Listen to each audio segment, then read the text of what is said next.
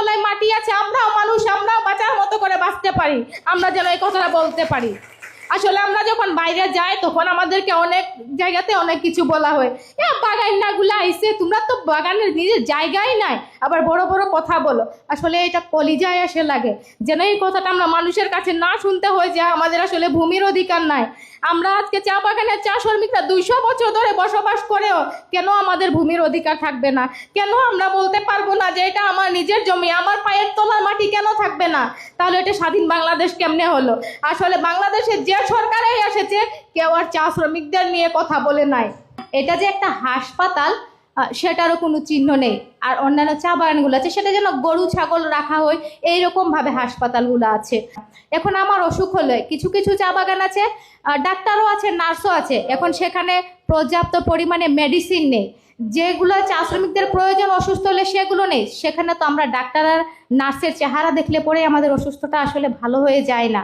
আপনারা যে আমাদের কাছে এসেছেন, আমাদের দুঃখ কষ্টের কথাগুলো শোনার জন্য আমরা আসলে মন থেকে খুশি হয়েছি, আরও খুশি হব আমরা যদি মিথ্যা সান্ত্বনাটা না পাই। আসলে এরকম মঞ্চে আমরা অনেক মঞ্চে দাঁড়িয়ে আমাদের দুঃখ কষ্টের কথাগুলো প্রকাশ করেছি, আপনাদের মতো অনেক মানুষ এসেছে আমাদের দুঃখ কষ্টের কথাগুলো সারা জীবন শুনেই গেছে আর খাতা কলমে শুধুমাত্র লিখেই গেছে, আজ পর্যন্ত কোনোটা বাস্তবায়ন হয় নাই।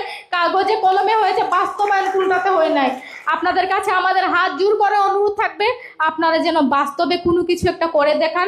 আমরা গর্বের সাথে মানুষের কাছে বলতে পারবো আমরা শুধুমাত্র কাগজে কলমে মানুষের কাছে সীমাবদ্ধ নয়, আমরাও অধিকার আদায় করতে পারি। আমাদের জন্য মানুষ আছে, আমাদের কথাও মানুষে চিন্তা করে।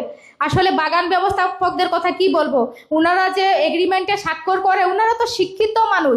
একটা এগ্রিমেন্ট টেবিলে যখন বসেন ওনারা দেখে শুনে কিন্তু চুক্তিতে স্বাক্ষর করেন যে আমার চা বাগানের চা শ্রমিকদেরকে আমাদের এই দাবিগুলো দিতে হবে।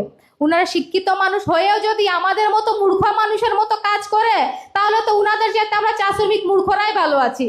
আমরা যা বলি সেটা বুঝে শুনে বলি, যা করি সেটা বুঝে শুনে করি। আপনারা আমাদের বাড়ি ঘরে গিয়ে দেখেন, একটা চা শ্রমিক 175 টাকা মজুরিতে যদি কাজ করে, তাহলে তার বাড়ি ঘরের অবস্থা গিয়ে দেখেন। সে দিনের বেলায় বৃষ্টির পানিতে ভিজে,